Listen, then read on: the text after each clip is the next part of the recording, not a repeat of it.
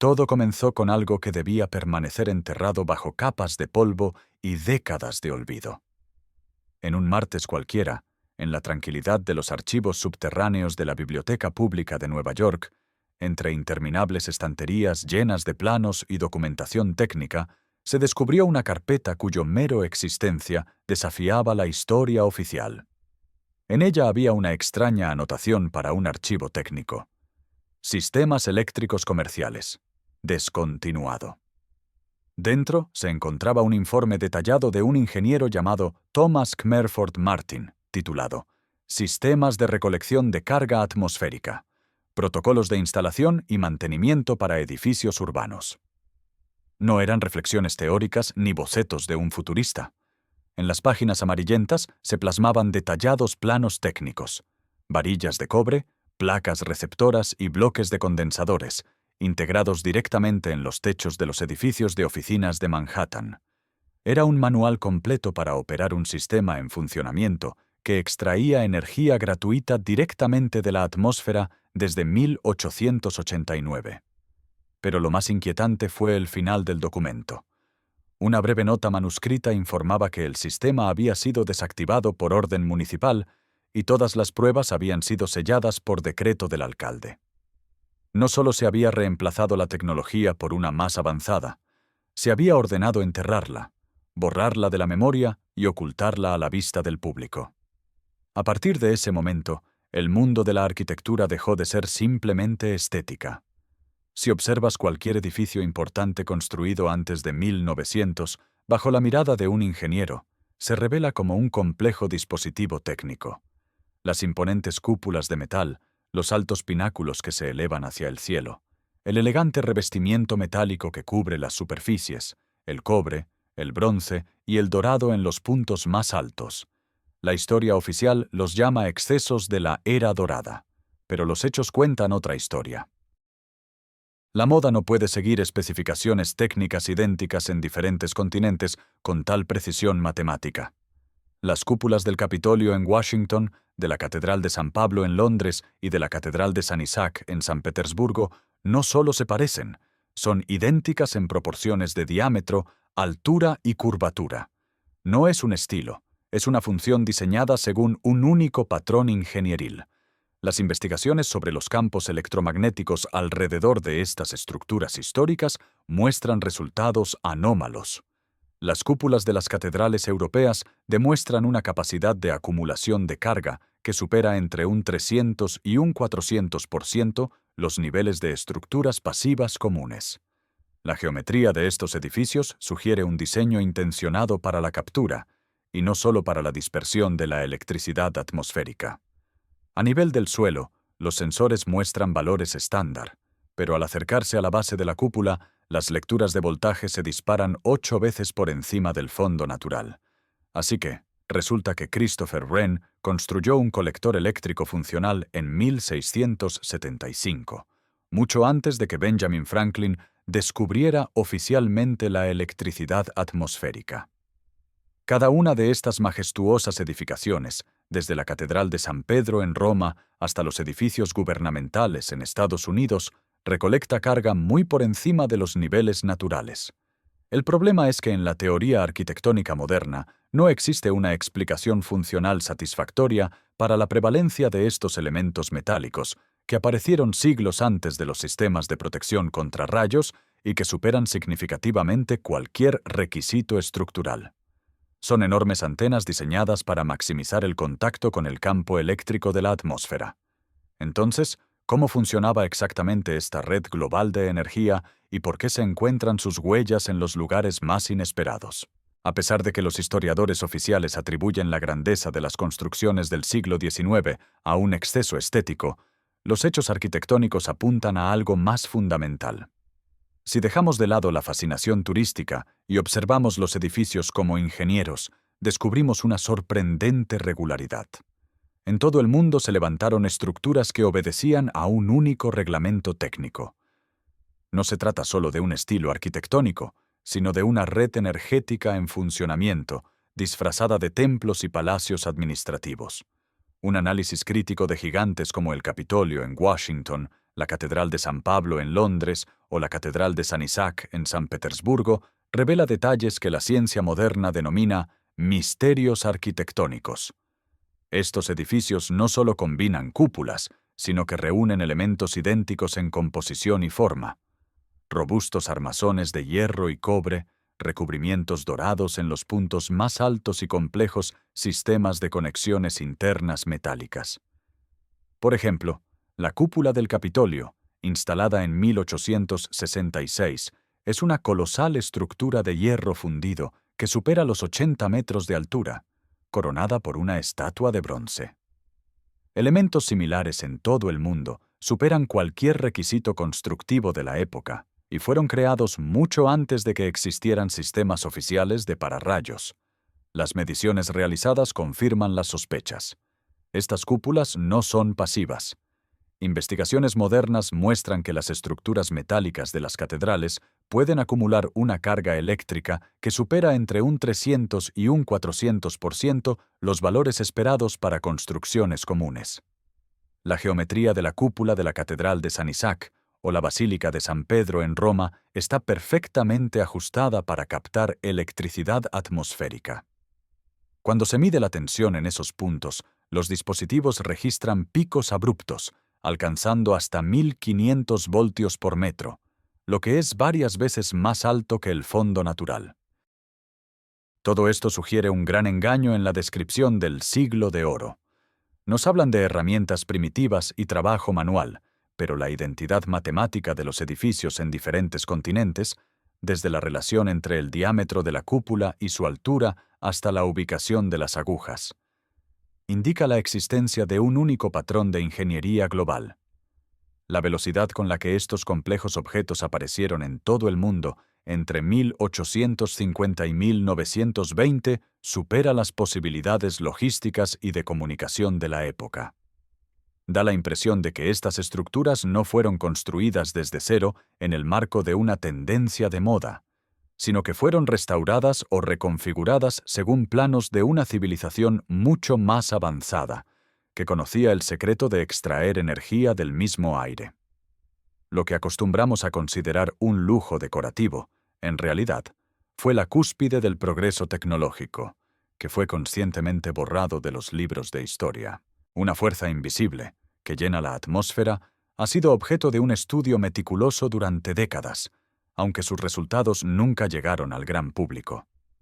A principios del siglo XXI, el ingeniero eléctrico Dr. Andrew Hall llevó a cabo una investigación exhaustiva sobre los campos electromagnéticos alrededor de edificios históricos.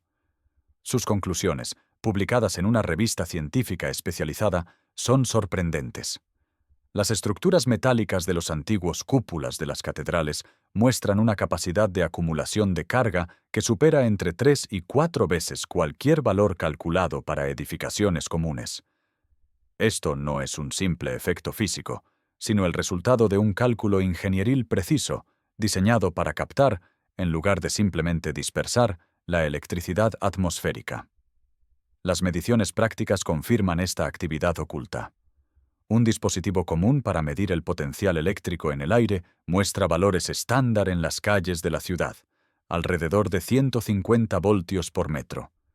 Sin embargo, al acercarse a la base de las antiguas cúpulas, los indicadores cambian drásticamente. En la base de la cúpula de la Catedral de San Pablo, los dispositivos registran 1200 voltios por metro, lo que representa 8 veces el fondo natural. Datos similares provienen de otros gigantes arquitectónicos. El Capitolio en Washington genera un campo de 1100 voltios por metro. La Basílica de San Pedro en Roma alcanza los 1300 voltios, y la Catedral de San Isaac en San Petersburgo llega a los 1500 voltios por metro. Todas estas estructuras funcionan como colosales recolectores de energía, construidos mucho antes de que la humanidad aprendiera oficialmente a utilizarla. Incluso los reconocidos historiadores de la arquitectura admiten en sus obras la existencia de elementos misteriosos. La prevalencia de grandes piezas metálicas en las cimas de edificios construidos antes de 1900 sigue siendo inexplicable desde la perspectiva de la teoría clásica. Estos elementos superan significativamente cualquier necesidad constructiva y aparecieron siglos antes del reconocimiento oficial de los sistemas de protección contra rayos.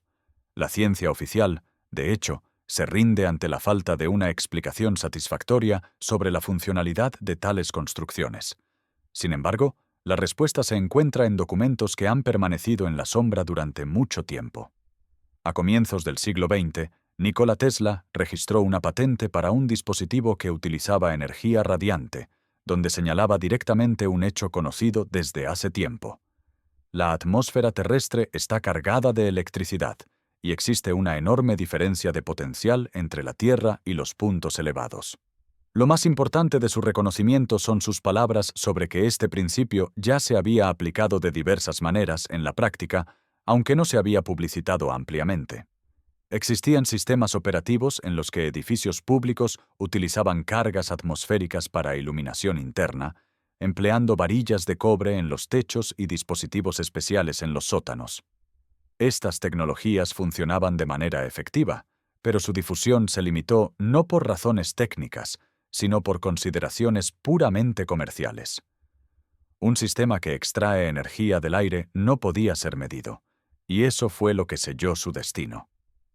¿Quieres saber cómo los intereses financieros de los magnates más poderosos convirtieron un avance tecnológico en una zona prohibida y por qué el proyecto para proporcionar al mundo energía gratuita fue físicamente destruido? La verdadera razón detrás de la desaparición de estas tecnologías no radica en su imperfección, sino en su efectividad. En 1903, Nikola Tesla estaba construyendo en Long Island la Torre Wardenclyffe, una estructura de casi 60 metros de altura coronada por una cúpula de cobre de 55 toneladas, con un cimiento que se adentraba 36 metros en la roca. Oficialmente era una estación de comunicación inalámbrica, pero los planos técnicos revelaban algo diferente: un sistema de transmisión de energía a través de resonancia atmosférica. El proyecto fue financiado por J. P. Morgan, quien invirtió una suma equivalente a $5 millones actuales. Sin embargo, todo cambió cuando Tesla cometió un error crucial al confesarle al inversor en una carta que su sistema permitiría obtener energía ilimitada en cualquier parte del mundo, y de forma gratuita para todos. La reacción fue inmediata. Morgan, cuyo capital estaba intrínsecamente ligado a General Electric, Westinghouse y al modelo de consumo de recursos, detuvo la financiación con una breve carta. Para él y sus socios, la energía gratuita representaba una amenaza existencial para toda una industria valorada en cientos de miles de millones de dólares. Como resultado, la torre inacabada fue desmantelada y vendida como chatarra en 1917. Pero Morgan no fue el primero en aplicar esta estrategia de supresión. Simplemente utilizó un método que había sido empleado mucho antes. Las huellas de una limpieza energética global nos llevan a la Feria Mundial de 1893 en Chicago, conocida como la Ciudad Blanca. Todo el recinto ferial estaba iluminado por cientos de miles de bombillas, lo que se presentaba como un triunfo de los generadores modernos. Sin embargo, los informes del ingeniero principal documentaron extrañas anomalías. Los edificios con grandes cúpulas y pináculos consumían significativamente menos electricidad de lo que los cálculos indicaban. Los visitantes describían una iluminación que parecía alimentada por una fuente invisible, afirmando que no había suficientes cables visibles para justificar tal resplandor. Un análisis matemático confirma la discrepancia. La potencia total de las bombillas superaba la capacidad de los generadores de vapor instalados en 2,5 megavatios. Esto sugiere que los mismos pabellones, construidos bajo los mismos principios que los palacios antiguos, generaban la energía faltante. Apenas 6 meses después del cierre de la exposición, estas imponentes estructuras de acero y piedra fueron apresuradamente demolidas bajo el pretexto de su estatus temporal. Un destino similar alcanzó a cientos de edificios administrativos, parlamentos y tribunales en todo el mundo, construidos entre 1850 y 1920.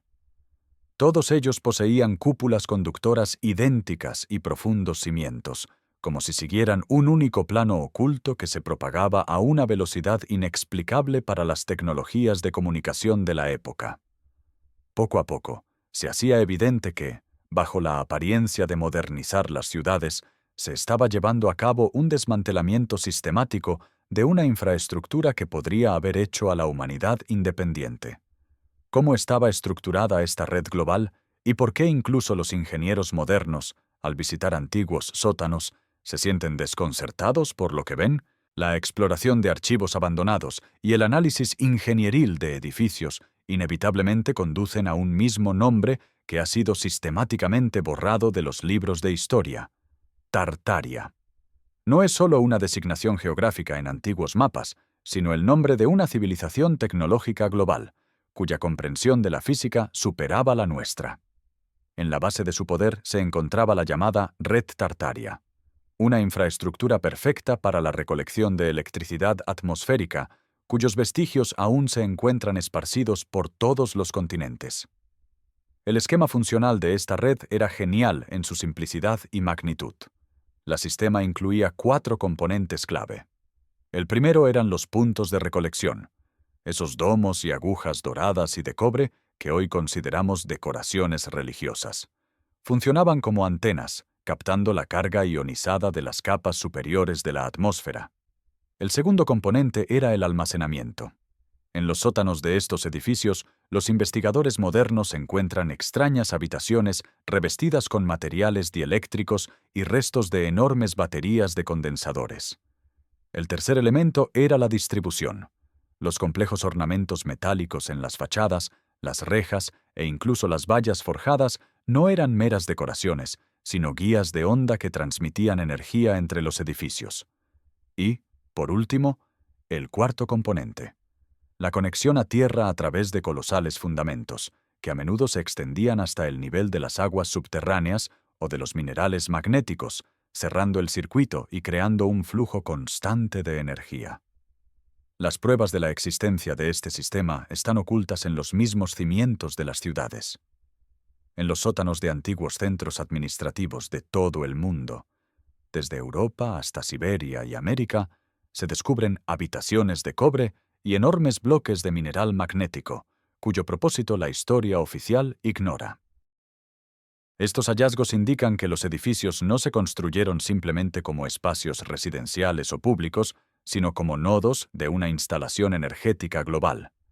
Tartaria no era solo un imperio de territorios, era un imperio de tecnologías, donde cada ciudad era una central eléctrica autosuficiente, que no necesitaba quemar carbón o petróleo. La pregunta más inquietante es ¿por qué los gobiernos modernos y las instituciones científicas se oponen tan ferozmente a reconocer este hecho? La respuesta radica en la magnitud de la pérdida. Aceptar la existencia de las tecnologías de Tartaria significa reconocer que en los últimos 100 años, la humanidad ha sido guiada intencionadamente por un camino de recursos energéticos costosos y contaminantes. La limpieza de información ha sido total, desde la reescritura de enciclopedias hasta la destrucción física de nodos clave de la red. Lo que hoy llamamos patrimonio histórico son solo los restos desactivados de un gran organismo que alguna vez proporcionó al mundo energía inagotable del mismo aire. Pero, ¿cómo ocurrió exactamente esta limpieza? ¿Por qué ciudades que zumbaron de electricidad de repente quedaron en silencio? ¿Y qué eventos del siglo XX sirvieron de cobertura para el mayor saqueo en la historia de la humanidad? El proceso de desmantelamiento de la infraestructura energética global no fue un acto repentino, fue una campaña metódica, extendida a lo largo de décadas, disfrazada de progreso técnico natural y renovación urbana. Cuando el antiguo sistema fue declarado obsoleto, las ciudades se enfrentaron a una ola de reconstrucciones que, en realidad, eran la eliminación quirúrgica de nodos clave de la red atmosférica. Los edificios más majestuosos, que literalmente zumbaban por la acumulación de carga estática, comenzaron a desaparecer del mapa bajo los más diversos pretextos. Un ejemplo impactante de esta limpieza fue la historia de la estación de Pensilvania en Nueva York. Esta grandiosa estructura de granito rosado, con enormes bóvedas y una abundancia de estructuras metálicas, poseía una extraña particularidad. Trabajadores y pasajeros a menudo mencionaban una ligera sensación de hormigueo al tocar las barandillas y un sutil zumbido que se escuchaba desde los pisos superiores durante las tormentas. En 1963, a pesar de las protestas de arquitectos y del público, esta maravilla de la ingeniería fue demolida. La razón oficial fue no rentable, pero el verdadero objetivo se reveló durante el desmantelamiento. Bajo los cimientos se descubrió una extensa red de conductores de cobre y extrañas cámaras aisladas que no tenían relación con la calefacción por vapor o el alcantarillado. Una suerte similar corrió el Ciudad Blanca, en Chicago. Construido como un complejo expositivo temporal, en realidad mostraba las posibilidades de una civilización que no conocía la escasez de energía. Tras el cierre de la exposición, estos edificios sólidos, capaces de perdurar siglos, fueron destruidos con una sorprendente rapidez. Análisis de los presupuestos conservados muestran que los costos de demolición superaban el valor de la propia construcción, un paso lógicamente inexplicable, a menos que el objetivo fuera la completa eliminación de una base técnica que consumía menos energía de la que producía. La limpieza se llevó a cabo precisamente cuando los monopolios energéticos comenzaron a consolidar su poder. En cuanto las ciudades empezaron a implementar sistemas de medición de electricidad, los viejos edificios con sus cúpulas gratuitas se convirtieron en testigos peligrosos del pasado. Bajo el pretexto de la seguridad contra incendios, se retiraron los remates de cobre de las torres, y los sótanos conductores fueron rellenados con concreto o escombros. Fue una guerra contra una arquitectura que recordaba la verdad. Cada vez que ves una foto antigua de una ciudad a finales del siglo XIX, con sus calles increíblemente anchas, por las que circulan primitivas carretas, y al mismo tiempo observas edificios cuya complejidad no podemos reproducir hoy. Recuerda, estás mirando una planta eléctrica desconectada. Nos han hecho creer que estos gigantes fueron construidos por la belleza de personas que caminaban con velas, pero los hechos indican lo contrario. Fueron edificados para una luz que no necesitaba cables ni facturas. ¿Cómo continúa esta ciencia reprimida abriéndose paso a través de décadas de prohibiciones y por qué las corporaciones modernas regresan secretamente a planos que oficialmente se consideran pseudociencia? A pesar de décadas de olvido y de la sistemática destrucción de pruebas, el conocimiento sobre la electricidad celestial no ha desaparecido sin dejar rastro. Continúa abriéndose camino a través del velo del secretismo en forma de patentes modernas y descubrimientos científicos que la industria oficial a menudo presenta como algo completamente nuevo. Sin embargo, para aquellos que han estudiado los planos de Tartaria, estas innovaciones parecen ser intentos tardíos de redescubrir un camino ya recorrido. En los últimos años, las principales corporaciones tecnológicas y los institutos de investigación, como el Instituto Tecnológico de Massachusetts, MIT, y las divisiones de ingeniería de Hyundai, han comenzado a registrar patentes para sistemas de recolección de carga atmosférica. Estos dispositivos se parecen sospechosamente a los esquemas del siglo XIX. Utilizan antenas altas, cubiertas con compuestos conductores especiales y sistemas de condensadores para acumular energía del aire. El reconocimiento de los científicos contemporáneos de que entre la ionosfera y la superficie de la Tierra existe una colosal diferencia de potencial que puede ser utilizada como una fuente inagotable de energía, confirma prácticamente las palabras de Nikola Tesla, pronunciadas hace un siglo. Lo más sorprendente de estas patentes son los materiales utilizados. En las antiguas estructuras de Tartaria, el cobre y el oro desempeñaban un papel clave.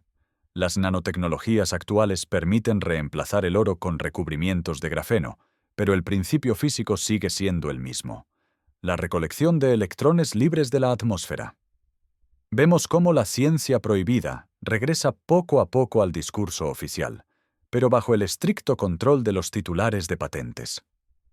Lo que alguna vez fue un patrimonio accesible de la arquitectura, ahora se convierte en propiedad privada de las corporaciones. Los ingenieros que trabajan en estos proyectos a menudo se enfrentan a un mismo problema: los edificios modernos están mal adaptados para esta energía.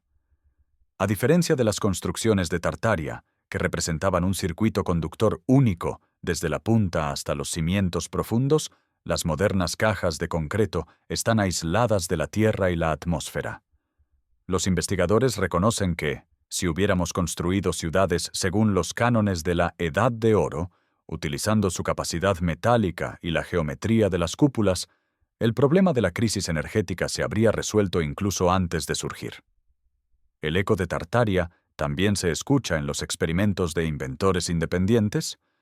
En todo el mundo, entusiastas recrean miniaturas de antenas atmosféricas inspirándose en la forma de antiguos campanarios y obeliscos.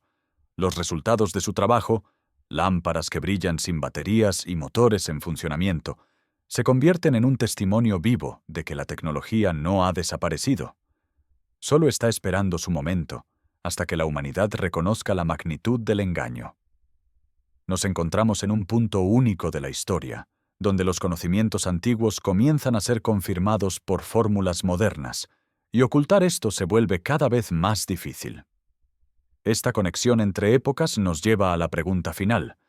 Si ya se ha sentado la base para el regreso de estas tecnologías, ¿cómo podemos despertar a las ciudades dormidas y qué debemos hacer para encender nuevamente este mundo, recuperando nuestro derecho a la energía gratuita?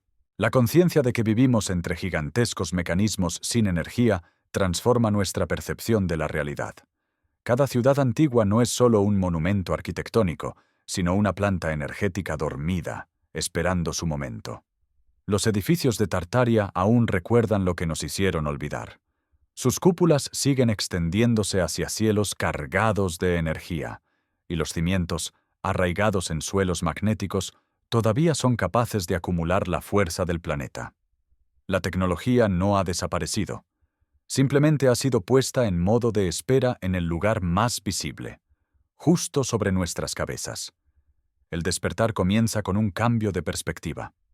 En cuanto dejamos de ver en las agujas de cobre y en las catedrales doradas solo símbolos religiosos, todo el sistema de control, basado en la escasez de recursos, comienza a desmoronarse. La energía en la atmósfera es ilimitada, accesible y, lo más importante, libre por naturaleza. Durante siglos se nos ha inculcado que el control sobre la energía significa control sobre las personas, y es por eso que Tartaria tuvo que desaparecer. Pero las evidencias han demostrado ser más duraderas que los imperios. Para reactivar este mundo, no es necesario construir nuevas centrales eléctricas. Basta con entender los principios de funcionamiento de las estructuras ya existentes. Los datos de mediciones, los planos archivados y las patentes modernas apuntan a una misma verdad. Estamos rodeados de un océano de electricidad. Lo único que se requiere de la humanidad hoy en día es el valor para reconocer la magnitud del gran saqueo del pasado y comenzar a utilizar el legado que siempre ha sido nuestro. Las antiguas cúpulas aún captan la carga, y los sótanos todavía guardan el potencial para el cambio. Esta investigación no es solo una búsqueda de hechos perdidos, es la clave para el futuro.